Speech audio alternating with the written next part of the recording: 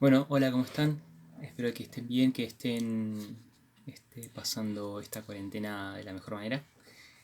Bueno, hoy tenemos esta clase que, bueno, la grabé para que ustedes puedan tenerla y puedan aprovechar este momento de oración que vamos a hacer ahora, un momento pequeño de oración y después un poco vamos a adentrarnos a un tema muy interesante, de la doctrina social de la iglesia. Y nada, eso. Quería que podamos tener otro tipo de interacción más que desde el Classroom y mandarle tareas y cosas para leer. Así que nada, que si bien lo vamos a hacer, pero bueno, quisiera hablarles desde acá que me parece más cercano. Bueno, como les decía, hacemos tres cosas en esta clase. Vamos a hacer un momento de oración que les voy a proponer. Segundo, les voy a explicar un tema, ¿sí? Que ustedes después, como tercer momento, lo van a leer el texto, ¿sí? Y después la actividad que es muy sencillita, no es nada de preguntar y responder, sino que es muy sencilla, una actividad para que me hagan y eso, sencillamente estas cositas. Oración, la charla esta que vamos a tener ahora y después la lectura que ustedes van a tener y por último una pequeña actividad en el campus. Este video lo voy a subir al campus, así que lo van a poder ver de ahí. Bueno, para comenzar esta oración, los invito a que se pongan en presencia de Dios. Los invito a que cierren los ojos, a que puedan ponerse cómodos y sobre todo imaginarse su vida, todo lo que hicieron hasta ahora, poner en la presencia de Dios nuestros anhelos, nuestras virtudes, nuestros logros, nuestras fragilidades, nuestras ansiedades. Queremos ofrecerle a Dios este momento de oración para que Él poco a poco vaya haciendo un lugar en nuestro corazón y así poder resucitar en esta Pascua. Jesús, hermano, amigo, compañero de viaje, te pedimos nos des un corazón nuevo, que nos des la gracia de poder amar como vos amas, de dejarnos transformar, de transformar nuestras relaciones con los demás, de poder vivir según tu amor, tu misericordia, poder vivir justamente. Vos tenés poder para cambiar nuestras vidas, por eso te invocamos y te pedimos que nos envíes tu Espíritu Santo. Ahora te invito a que en tu corazón le pidas a Jesús su Espíritu Santo diciendo hacia vos, hacia adentro, ven Espíritu Santo.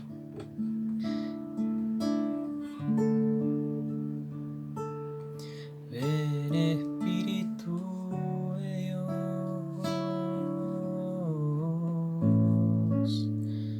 ven Espíritu de Dios, ven Espíritu de Dios,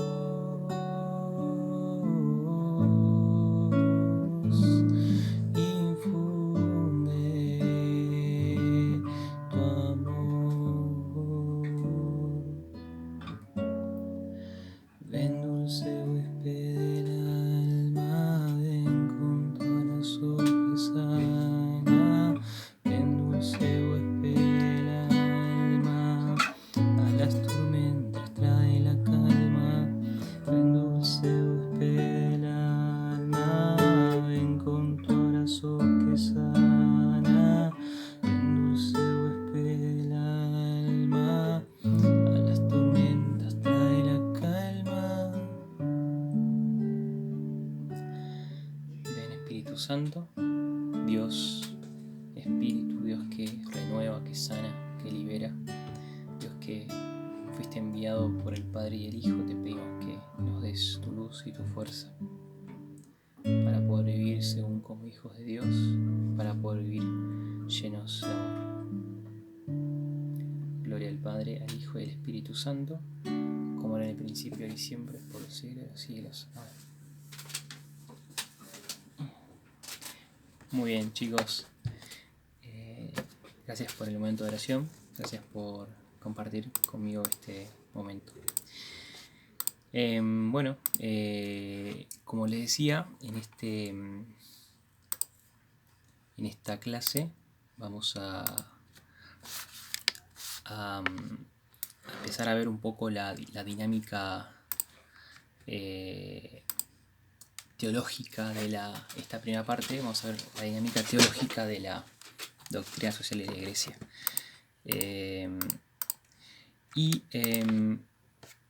Me gustaría que ustedes puedan leer de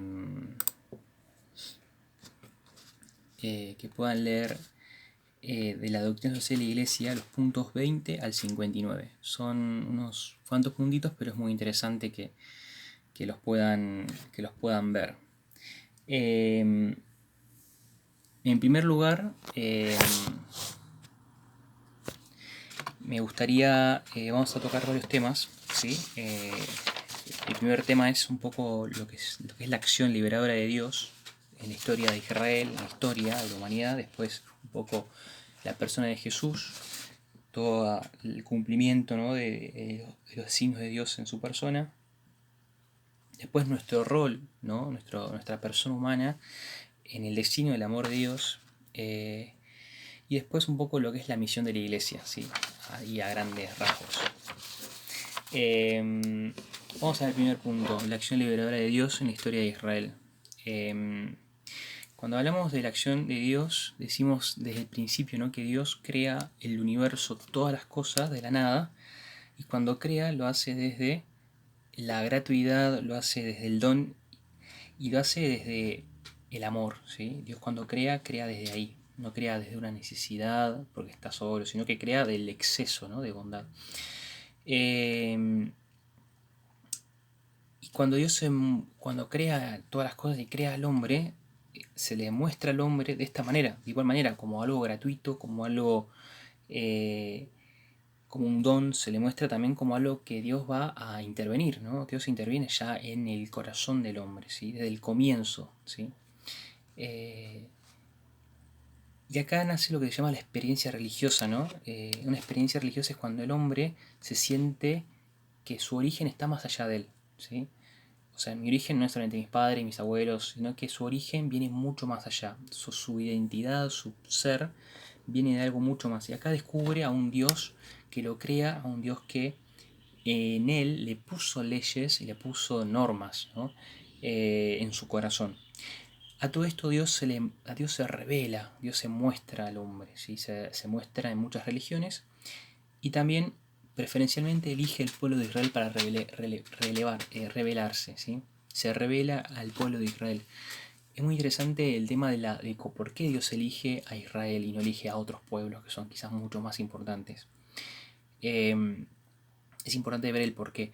Entonces, más allá de eso, que no lo vamos a ver acá, vamos a profundizar en esta experiencia religiosa del pueblo de Israel, que es una experiencia religiosa que lo vamos a sintetizar en dos cosas, en una alianza y en una promesa. Dios se manifiesta a hombres para que estos hombres hagan un pueblo que sea fiel a Dios, ¿sí? Este pueblo es el pueblo de Israel. Por eso los patriarcas, los primeros padres, fueron personas comunes y corrientes que fueron elegidas, llamadas por Dios para crear este pueblo, ¿sí?, esta nación, a través de dos cosas, a través de la alianza y la promesa. ¿La alianza en qué sentido? Dios hace alianza. ¿Qué significa? Hace un pacto con el hombre. Le dice, yo estoy siempre contigo, ¿sí? Yo soy el que soy, estoy con vos. Hace alianza, ¿sí?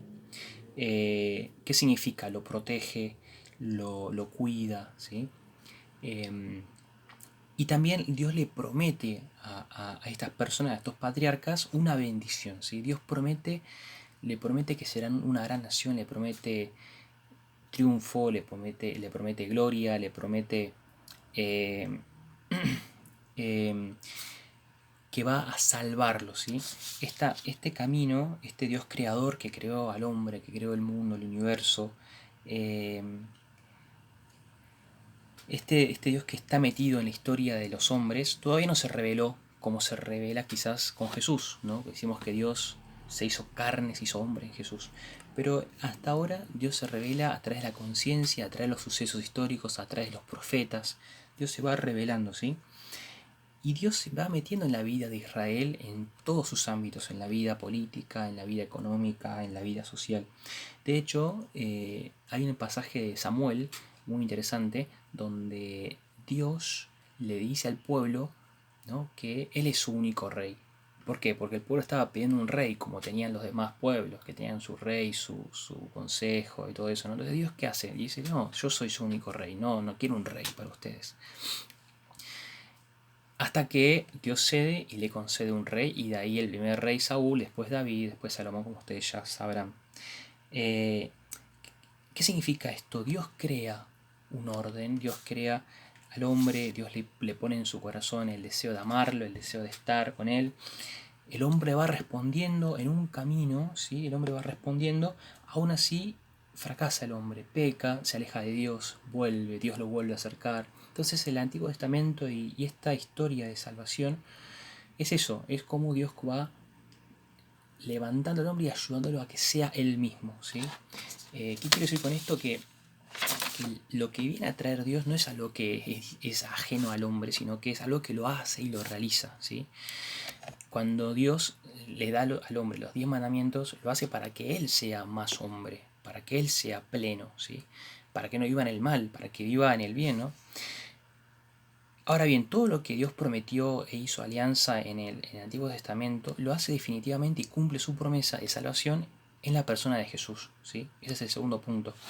O sea, el cumplimiento de todo lo que Dios promete en el Antiguo Testamento se cumple en la persona de Jesús. O sea, el designio del amor del Padre se cumple en Jesús. Cuando Dios dice, no, yo soy su único rey, acá está nuestro rey, la persona de Jesús. Entonces, en el verbo, en Dios hecho carne, ¿sí? En Dios hecho carne, descubrimos la voluntad de Dios, ¿sí? Y Dios se mete en la historia de manera concreta, humana, ¿sí?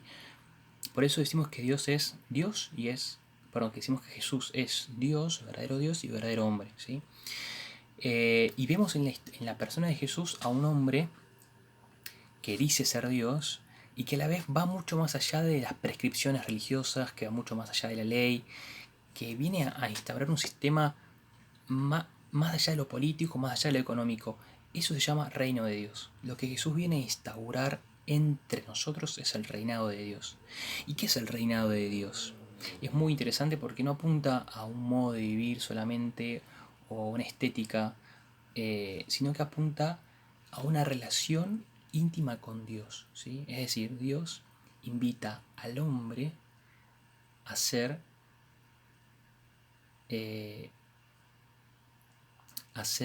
hijo de Dios, ¿sí? Esto es muy interesante. Dios lo invita al hombre a través de Jesús a que participe de esa intimidad. Ese es el reino de Dios. Entonces el reino de Dios es hacer que las personas se acerquen a esta relación íntima con Jesús.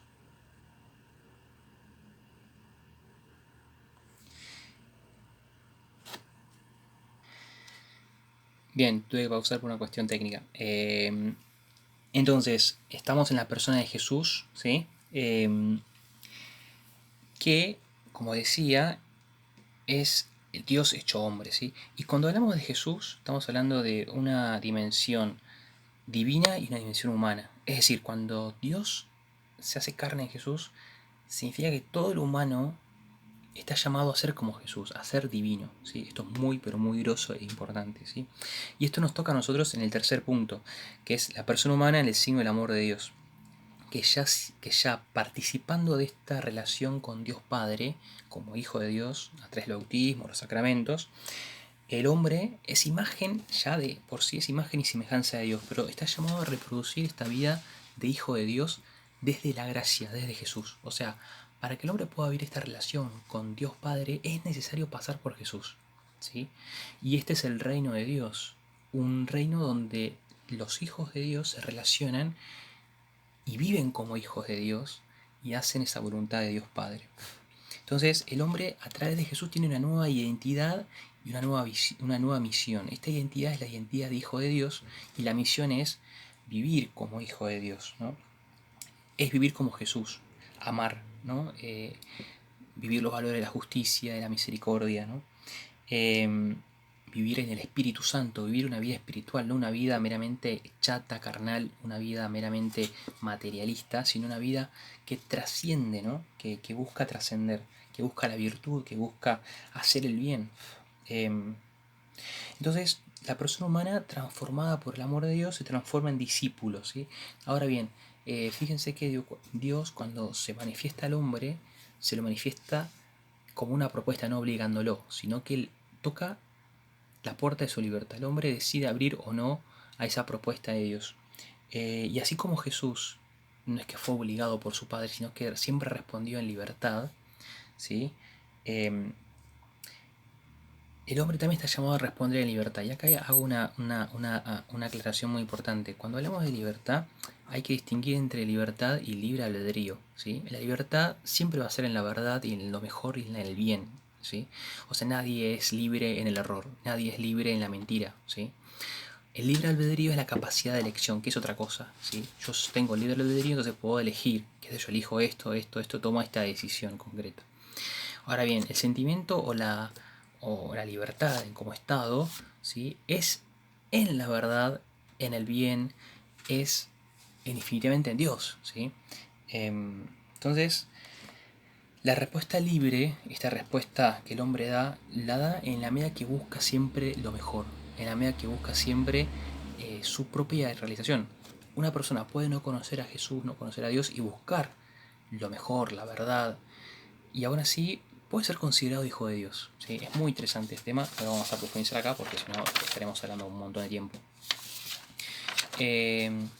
Y esto es muy interesante porque cuando Dios transforma la vida de las personas no es que tipo es magia y ya tipo creo en Dios y ya soy santo, no, o sea, es un camino, es una transformación progresiva, es un camino pedagógico. El hombre recibe el amor de Dios y aprende a amar como Dios, pero ese aprender a amar es toda su vida, ¿sí? No es que tipo, o sea, ya a los 70 años ya está santito, ¿no? O sea, o ni siquiera yo, o sea, ni ustedes, yo somos perfectos, no, es un camino. Lo que sí, lo que es el amor de Dios en nosotros, eso sí es lo perfecto, eso sí es lo pleno y lo que nos va haciendo madurar como personas. Este amor de Dios es gracia, es don, es gratuito, es don de Dios, es el Espíritu Santo en nosotros que nos va transformando.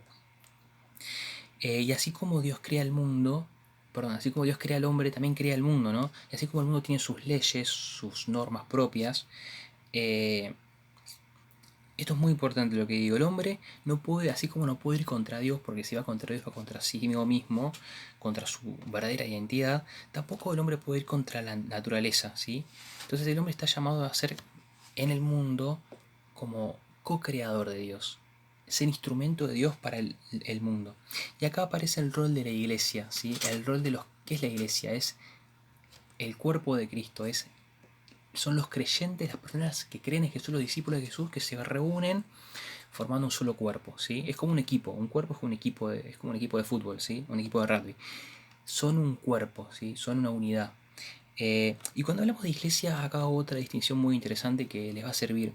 Cuando hablamos de iglesia hay que distinguir de iglesia cuerpo de Cristo, ¿sí? Que son todos los creyentes en Jesús, y aún así aquellas personas de buena voluntad, ¿sí? Que buscan la verdad, que buscan lo mejor. Y otra cosa es la iglesia institución, ¿sí?